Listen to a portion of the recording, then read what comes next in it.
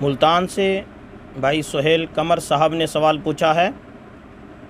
وہ لکھتے ہیں، مفتی صاحب ہمارا سوال یہ ہے کہ اگر شیر خوار بچہ فوت ہو جائے تو کیا عورت اس بچے کو غسل دے سکتی ہے یا اس بچے کو مردوں کا غسل دینا ضروری ہے؟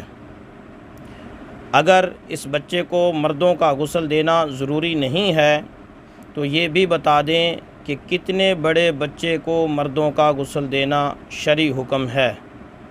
سہیل قمر۔ جی میرے محترم بھائی، شیر خوار جو بچہ ہے اس کو اگر کوئی خاتون بھی غسل دے دے تو اس میں حرج نہیں ہے، غسل دیا جا سکتا ہے، خاتون بھی دے سکتی ہے، مرد بھی دے سکتے ہیں۔ دوسرا سوال آپ کا یہ کہ کتنی عمر کے بچے کو خاتون غسل نہ دے۔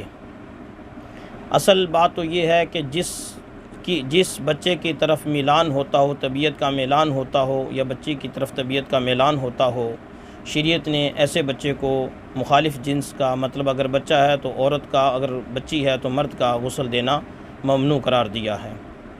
دوسرا، فقہا نے یہ لکھا ہے، فتاوی شامی وغیرہ میں، بحر الرائق وغیرہ میں یہ لکھا ہے کہ اگر بچہ بولنا شروع ہو جائے، جب تک بچہ بولے نہ تب تک تو کوئی بھی غسل دے سکتا ہے، جب بچہ بولنا شروع ہو جائے تو اسے اسی کی جنس سے غسل دلوایا جائے۔ مثلا اگر بچہ ہے تو مرد غسل دیں، بچی ہے تو عورت غسل دیں۔ یہ تو وہ بات تھی جو فقہائے کرام نے لکھی۔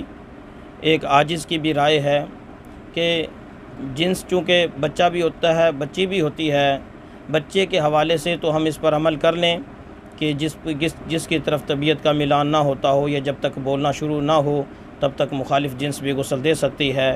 لیکن اگر بچی ہو تو ہماری رائے یہ ہے کہ اسے صرف خواتین ہی غسل دیں، مردوں اسے غسل دلوانے سے احتراز کیا جائے کہ اس میں بھی کئی ساری حکمتیں پنہاں ہیں۔